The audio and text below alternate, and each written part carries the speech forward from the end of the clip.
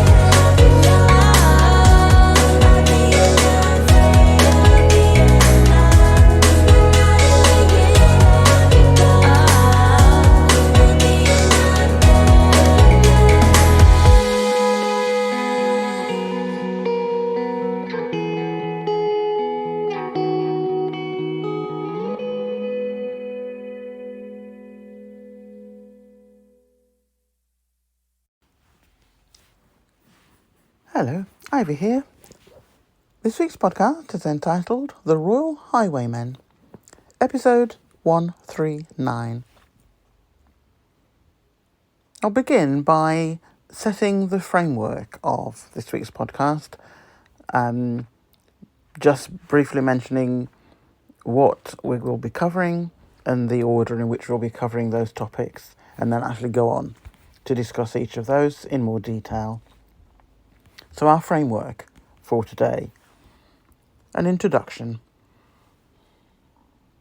We're beginning by looking at the recent, how can we put it, revelations from Channel 4's Dispatches documentary about hidden royal finances and alleged exploitation of vulnerable individuals, emphasising that this is not an isolated incident, but part of a larger pattern kept quiet for decades by the UK establishment. We will also have a section on the historical context of the topics discussed in that documentary. I will briefly refer back to the French monarchy's fall, highlighting the secrecy, entitlement, and sense of invincibility that fueled its end. This helps frame the UK monarchy's behaviour within a historical context of decline and disconnect from public sentiment. And as most of you will know, We did a podcast on this about 2 or 3 weeks ago, something like that, quite recent anyway, and I'll leave details at the end of the article with a link for any of you that did not hear that podcast, that we also do articles to go with each podcast, and I'll put the link up on YouTube when this comes out, and you'll be able to refer back immediately to both the podcast and the article, where you can read in detail about what happened with the last monarchy family that existed in France, and why and how it all fell and all came apart. And the UK monarchy so far is going down the same route, and he doesn't even realise it. But when you look back in history, there are a number of steps that have already been taken, behaviour that has already been happening, which matches what the French monarchy were doing, and were doing it thinking that they were fine and safe and secure, with the establishment supporting them. And as we know, that was the last monarchy family that existed in France, and they are doing very, very well and bring in far more income from outside of France into France without having a royal family there. Far more than the UK does with their existing monarchy family. We'll also look at really the objective of this topic. We will explore the risks of allowing such power without transparency, as well as the potential implications for the UK's political and social fabric. We will explore the structural risks of monarchy secrecy, undisclosed wealth and power. We will go through and discuss how the monarchy's wealth remains largely unexamined due to its protected status,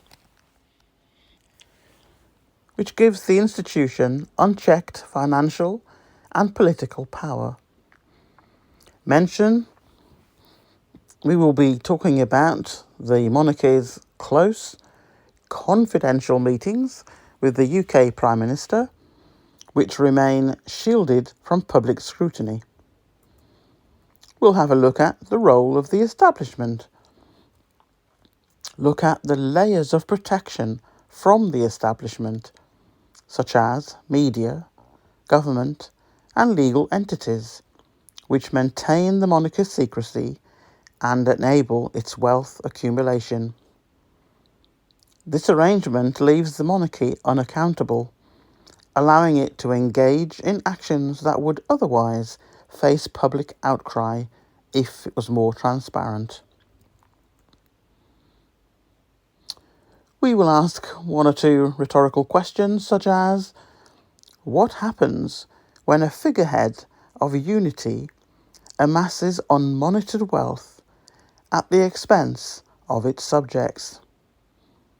How does it continue to claim neutrality while benefiting from opaque relationships with those in power? And as I made reference to a couple of minutes ago, there are so many echoes of the French monarchy's decline. So we will be looking at comparisons to the French monarchy. We'll look at the historical factors that led to the fall of the French monarchy, such as financial excesses, failure to adapt to societal changes, and ultimately public resentment. We'll be pointing out parallels in modern UK, the vast wealth and privilege of the monarchy amid public financial struggles, the growing gap between those in power and the common citizen, and an increasingly disillusioned population. We will look at public discontent today. We will highlight recent surveys showing that support for the monarchy is dwindling, especially among younger generations. We'll look at generational differences and how they might play a role in shifting public opinion and the monarchy's future in the UK. So that's the framework of what we'll cover today. So let's start off with an introduction. Our podcast this week relates to the Channel 4 Dispatches documentary on the findings of less than positive money grabbing by the King and the next in line to the UK monarchy family. Taking from the vulnerable and lining their pockets with the millions of pounds per year.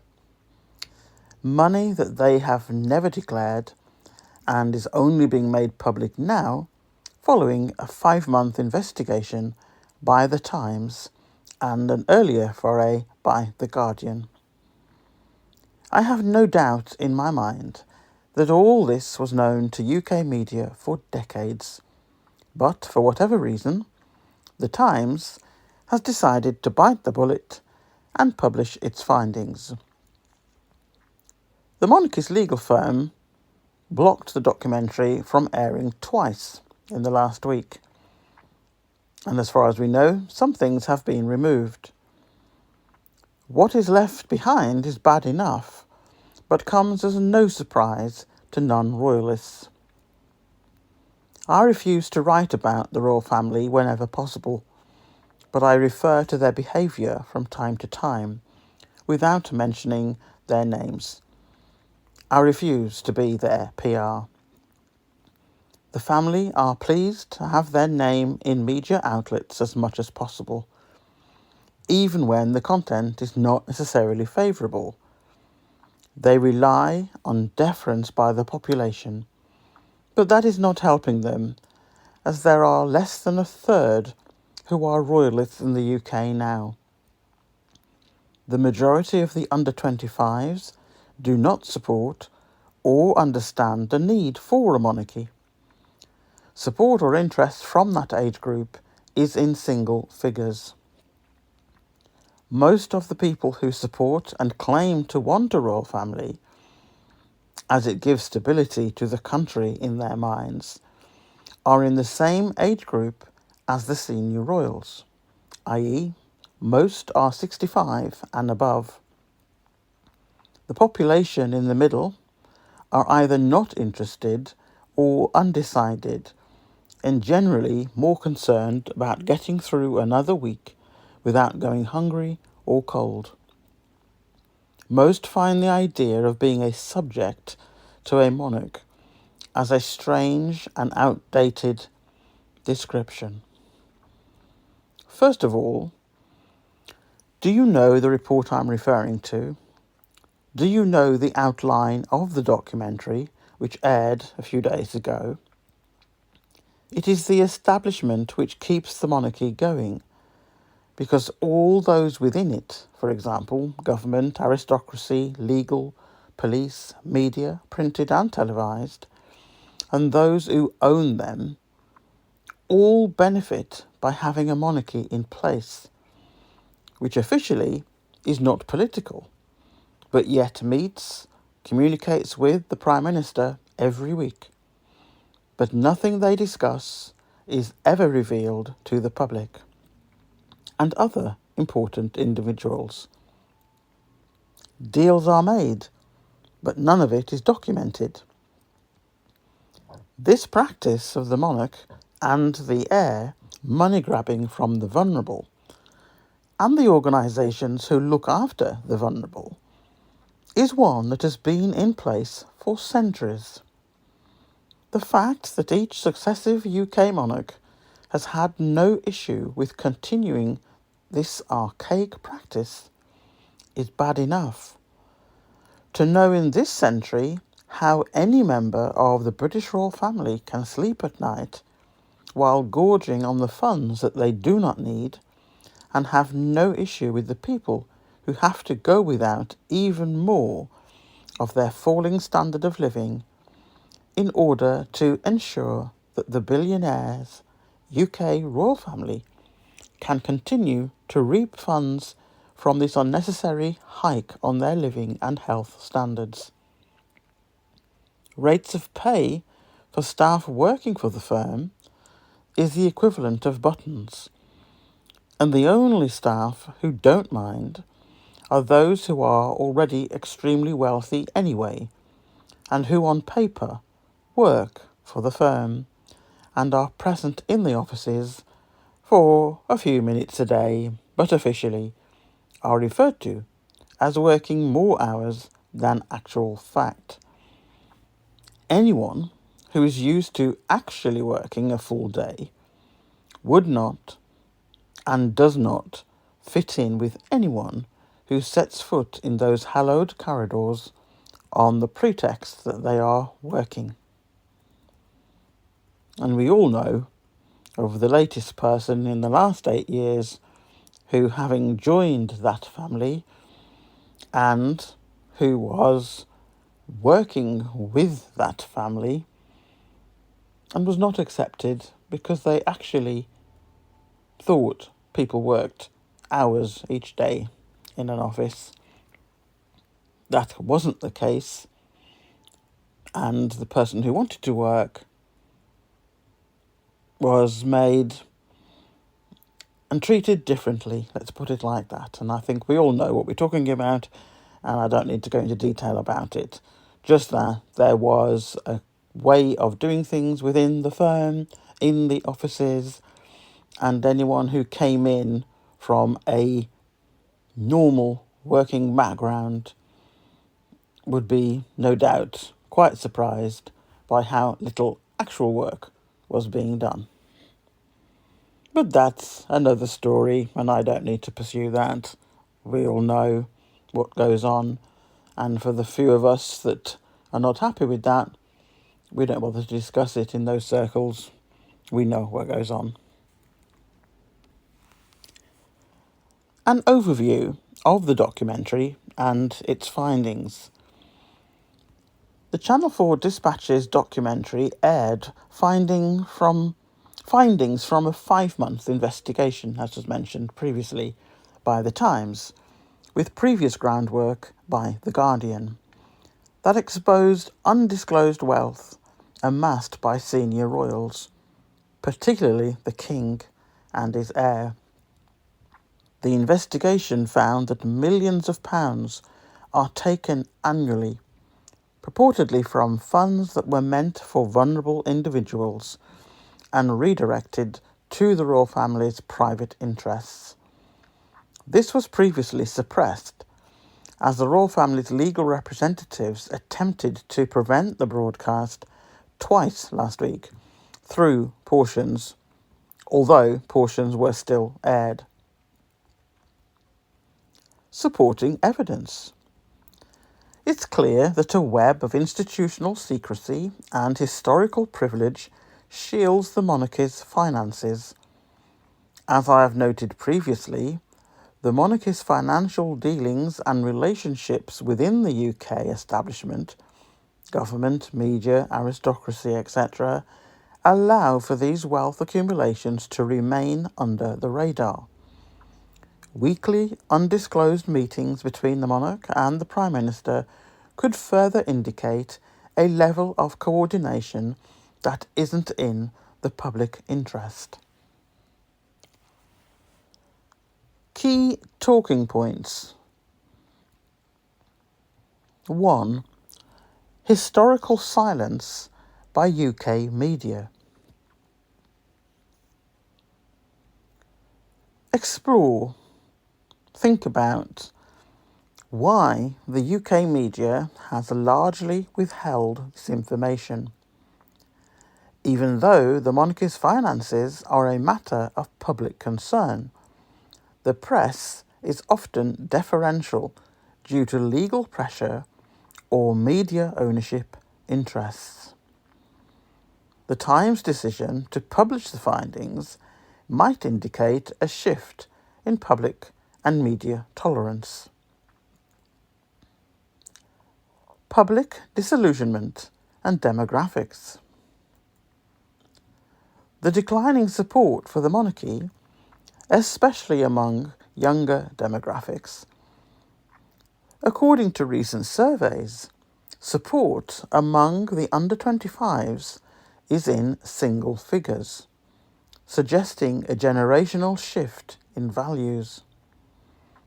For many, the monarchy is outdated, with concerns over transparency and relevance in the modern world.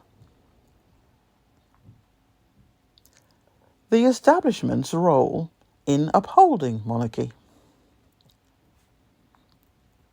The monarchy's survival depends on backing from powerful institutions within the UK establishment. These include government and legal bodies, which protect the monarchy's financial and political dealings from scrutiny. Address the implications of an apolitical institution involved in confidential governmental conversations without accountability is well overdue. Socio-economic implications. I think it's worth commenting on, discussing, thinking about the contrast between the monarchy's wealth and the economic struggles faced by many UK citizens, with more citizens prioritising basic needs over monarchy support. There's a widening gap between royal wealth accumulation and public well-being. Growing calls for transparency.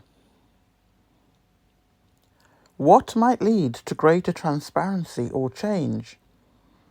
With public sentiment shifting, and with each new investigation, support for a modern, more open form of governance could grow.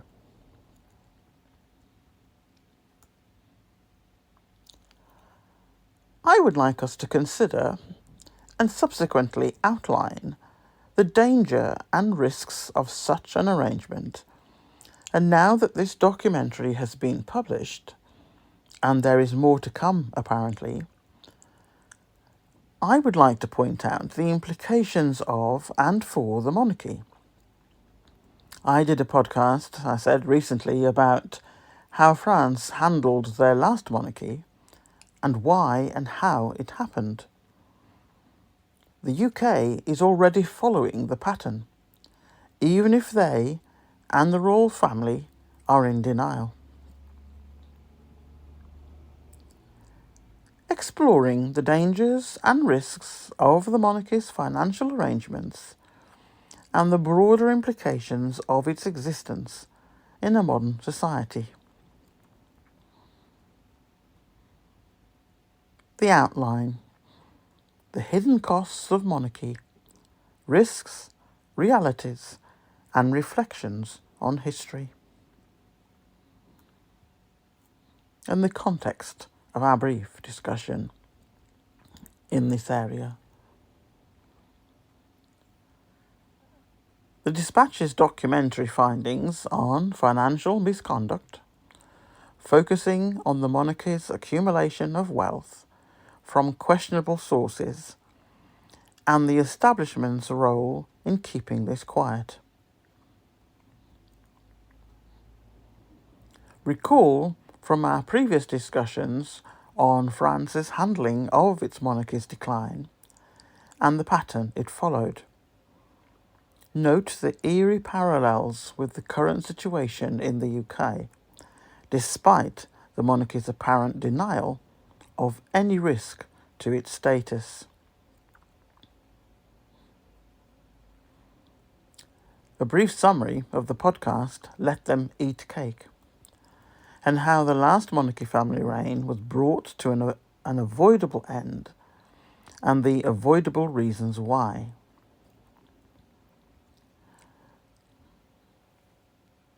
To add to that, unrest on UK streets and vandalism and destruction of property and assets owned or rented by businesses or private individuals is not and will never be described as protests.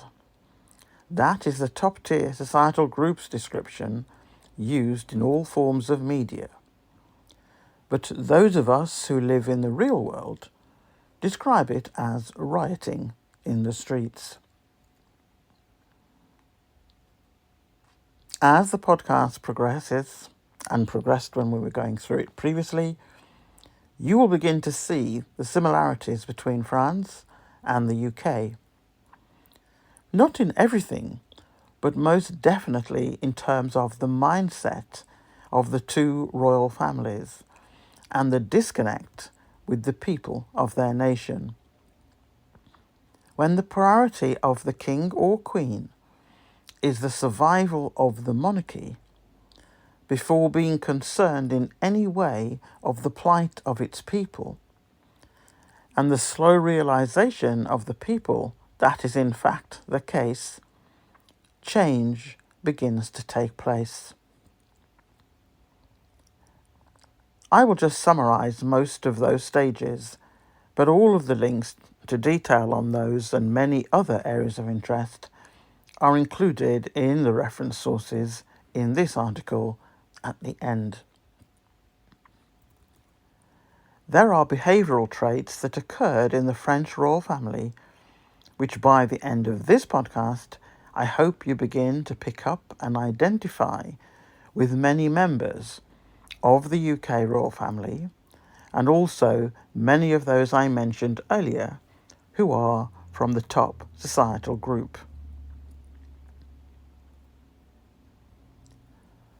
The financial risks and legal loopholes. Unaccounted wealth and vulnerable sources. We need to look further or take more interest in the revelations about funds meant for vulnerable people being redirected to the monarchy. Legal and institutional complicity.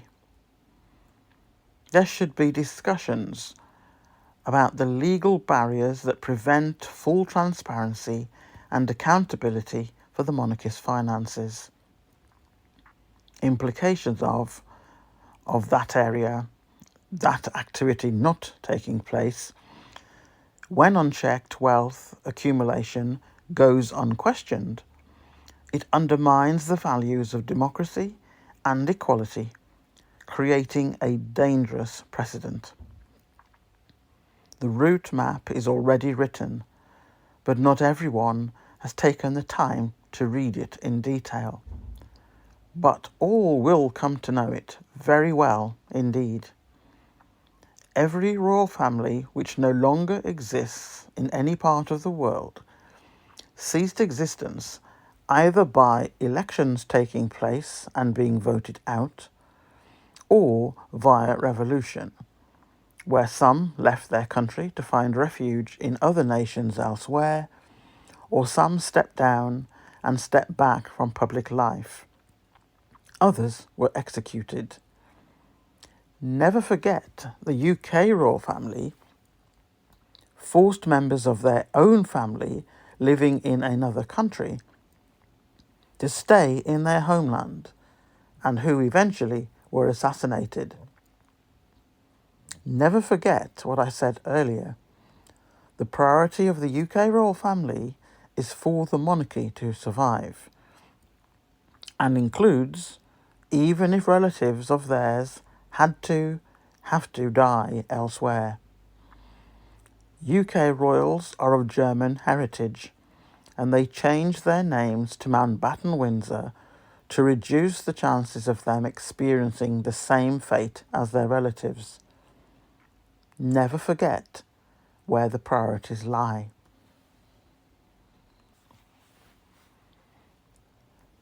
France's financial problems were the result of a combination of factors: several expensive wars, a large royal family whose expenditure were paid for by the state, and an unwillingness on the part of most members of the privileged classes, aristocracy and clergy to help defray the costs of the government out of their own pockets, by relinquishing some of their financial privileges. As a result of the public perception that the Queen had single-handedly ruined the national finances, Marie Antoinette was given the nickname of Madame Deficit in the summer of 1787. While the sole fault for the financial crisis did not lie with her, Marie Antoinette was the biggest obstacle to any major reform effort.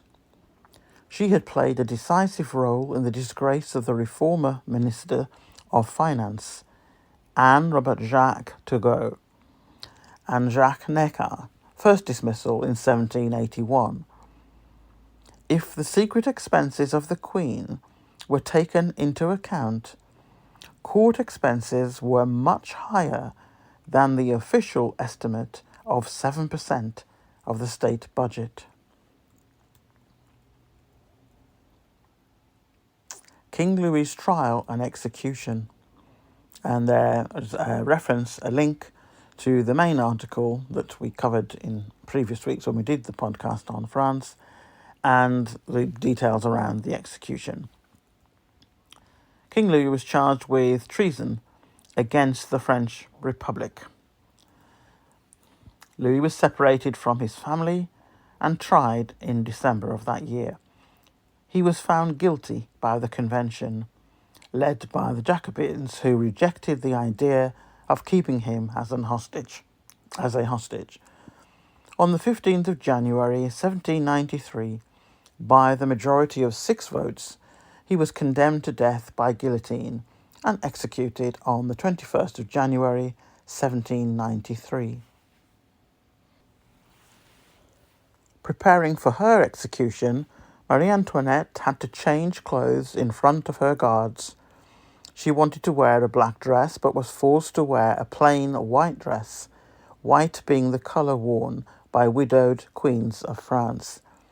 Her hair was shorn, her hands bound painfully behind her back, and she was put on a rope leash.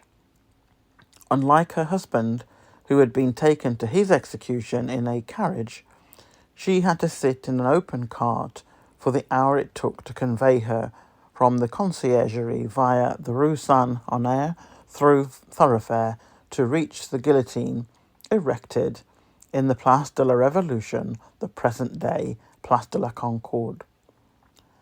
She maintained her composure despite the insults of the jeering crowd. A constitutional priest was assigned to hear her final confession. He sat by her in the cart, but she ignored him all the way to the scaffold, as he had pledged his allegiance to the Republic. Marie Antoinette was executed by beheading by guillotine at 12:15 p.m. on the 16th of October 1793. Her last words are recorded as "Pardonnez-moi, monsieur, je n'ai pas fait exprès," or "Pardon me, sir, I did not do it on purpose," after accidentally stepping on her executioner's shoe. Marie Tussaud was employed to make a death mask of her head. Her body was thrown into an unmarked grave in the Madeleine Cemetery, located close by in Rue de Janus.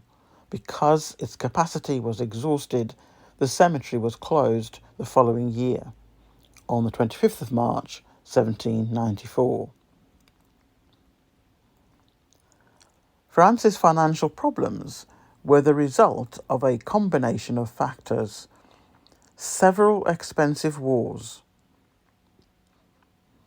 By the way, this section I put in red, as I did in the main article a few weeks ago when I did the podcast on the French monarchy.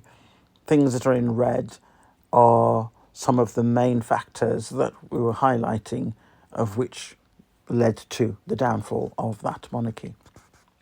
So I have already quoted this earlier on, or at least part of it, and it's in red again here for the article for this podcast when it comes out the day after the video podcast is published. So, to repeat, France's financial problems were the result of a combination of factors: several expensive wars, a large royal family whose expenditures were paid for by the state, and an unwillingness on the part of most members of the privileged classes, aristocracy, and clergy to help defray the costs of the government out of their own pockets by relinquishing some of their financial privileges. As a result of the public perception that she had single-handedly ruined the national finances, Marie Antoinette was given the nickname, as we mentioned earlier, of Madame Deficit. The UK establishment's role in protecting the monarchy. Institutions with a stake, government, aristocracy, media, and legal bodies all benefit from maintaining the monarch's stability. Weekly prime ministerial meetings. And we've said earlier, and need to emphasise, the secrecy surrounding these meetings and their potential for unchecked influence. The historical context. Other European monarchies, like France's, were supported by powerful institutions until public sentiment turned irreversibly against them. Youth and public disinterest. Young people in the UK overwhelmingly view the monarchy as irrelevant, with support in single figures among the under 25s. Socio-economic divide. The disparity between the monarchy's wealth and the financial hardship faced by average citizens, especially in today's economic climate. Growing call for change. More of the UK public, facing daily struggles, see the monarchy as an outdated institution, one that no longer provides stability or relevance. Lessons from history. France's monarchy and the path to revolution. French monarchy's denial. The French monarchy's dismissal of public discontent, and the current UK monarchy's reliance on institutional backing despite waning public interest. Factors that led to the French Revolution.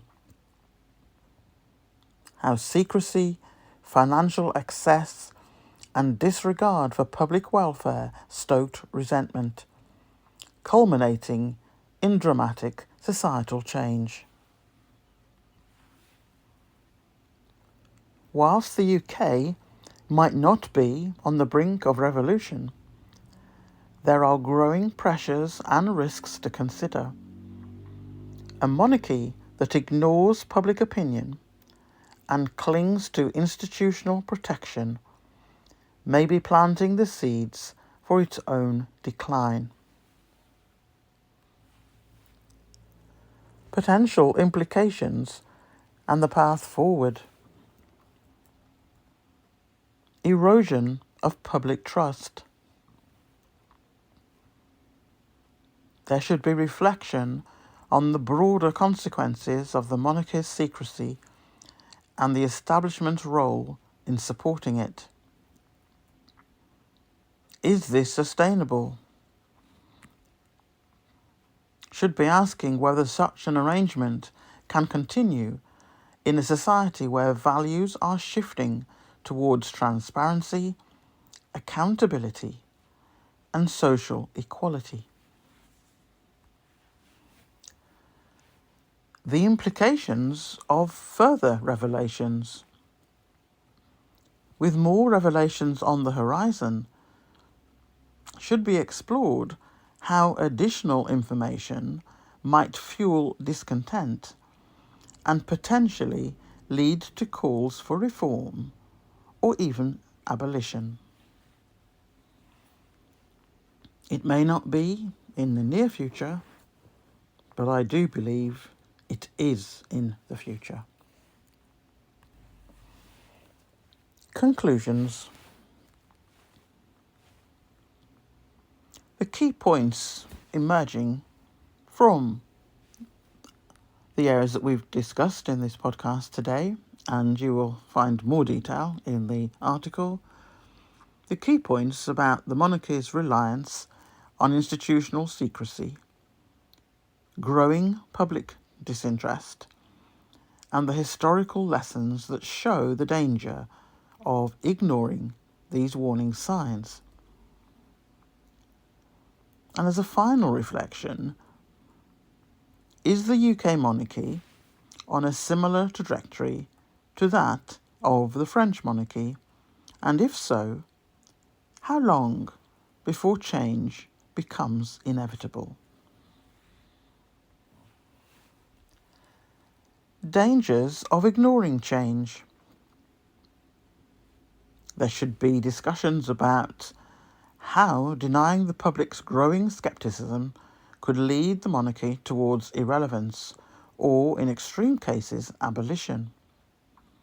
It should be pointed out that as the monarchy resists transparency, it risks alienating citizens who feel unrepresented and resent the entitlement. Implications for the UK establishment. Without the monarchy as a central figure, the establishment's current structure could face upheaval.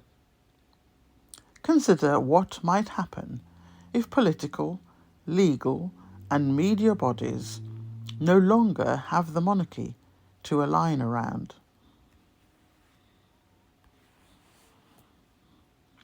I think there is room to give thought to a variety of potential consequences.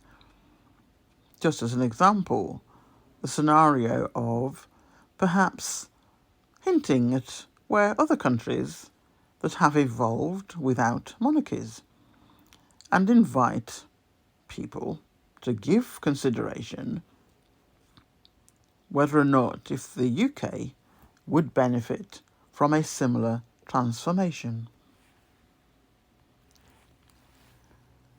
Closing thoughts as part of these conclusions.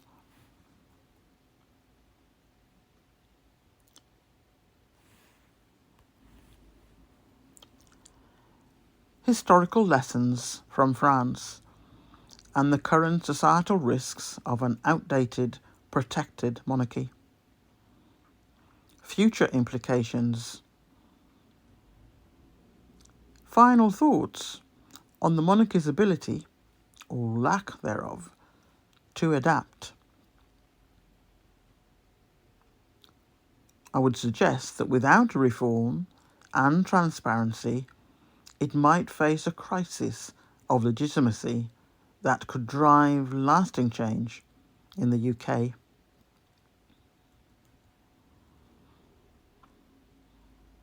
I would like to think that viewers and listeners to this podcast would question the role of monarchy in their society and to consider how the UK might evolve without it.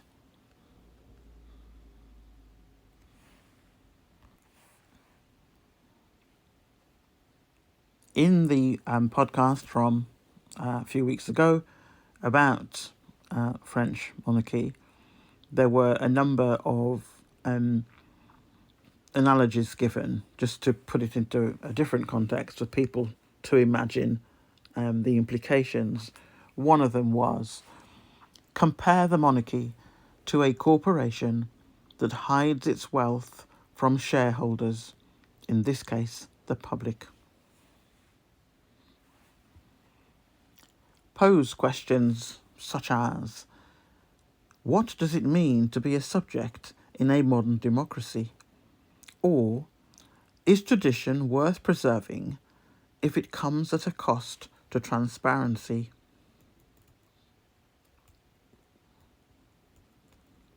Consider the opulent lifestyle of the monarchy against the reality of struggling citizens, and consider the stark contrast.